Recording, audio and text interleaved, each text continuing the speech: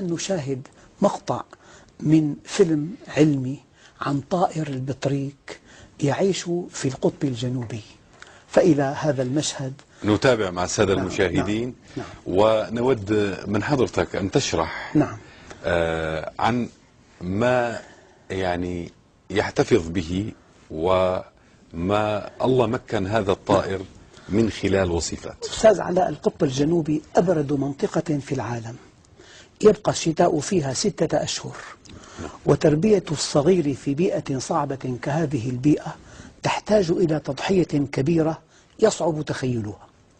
تقوم هذه البطاريق برحلة إلى المكان الذي سيتحقق فيه اللقاء الكبير. تستمر هذه الرحلة أسابيع عديدة، والمسافة التي تقطعها أكثر من 100 كيلومتر، تقطعها مشيا كما ترون وزحفا كما ترون. لهذا السبب تقطع طريقها مشيا أحيانا وبالتزحلق على بطنها أحيانا أخرى. تمشي جميعها إلى الجهة نفسها بشكل معجز. في نهاية هذه الرحلة ستلتقي آلاف البطارقة في مكان معين بشكل محير. لهذا اللقاء هدف مهم جدا، لأن هذه المنطقة التي سوف يصلون إليها يتحقق فيها اللقاء الكبير، وفي هذا المكان ستولد فيه صغارها.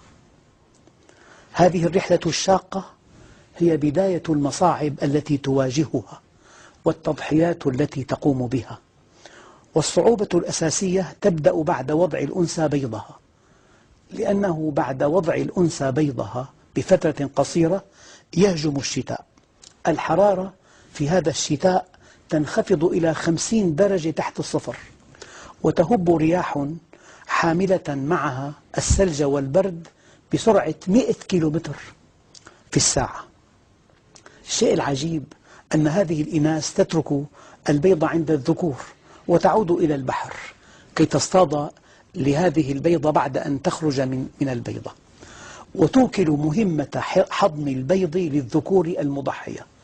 يجتمع البطارقة هكذا بآلاف مؤلفة والحرارة 50 تحت الصفر.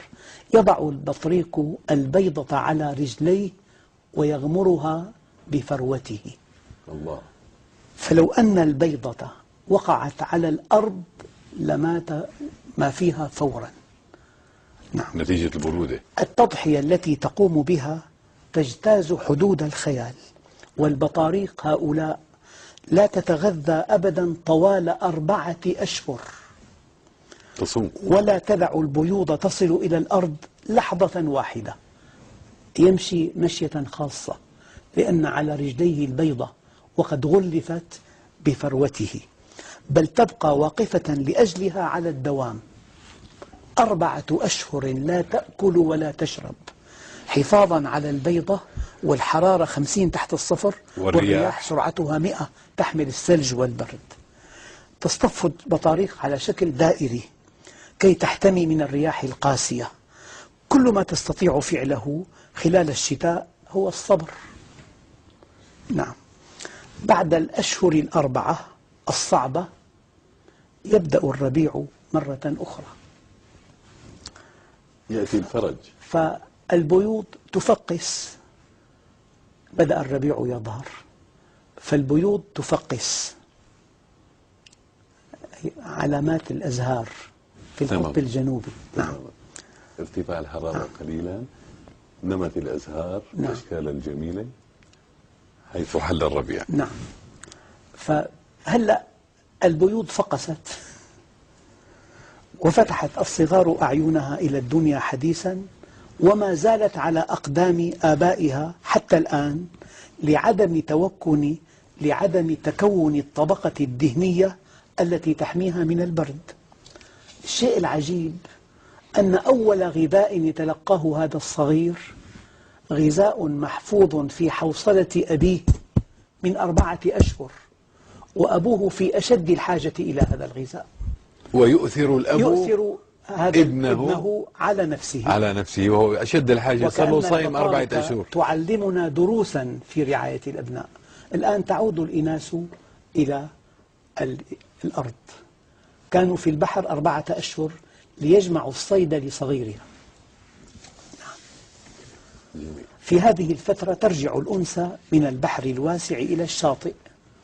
لم تبقى هي أيضا بلا عمل طوال 4 أشهر، بل كانت تخزن الغذاء في حواصلها لأجل الصغار بالاصطياد المستمر.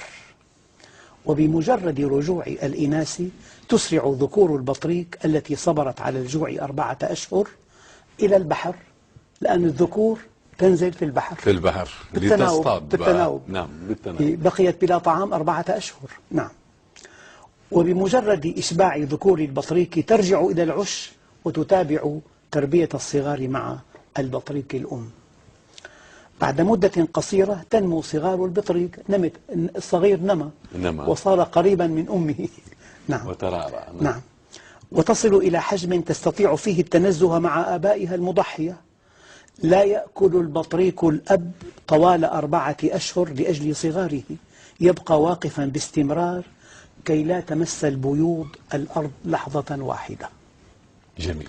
أستاذ علاء، التفكر في خلق السماوات والأرض أقصر طريق لمعرفة الله والوصول إلى وأوسع باب ندخل منه على الله، لأنه يضعك وجها إلى وجه أمام عظمة الله.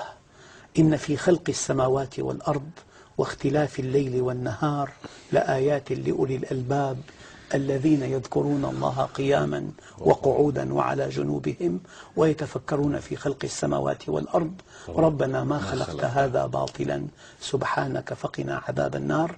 لأننا في موضوع العقل أداة معرفة الله.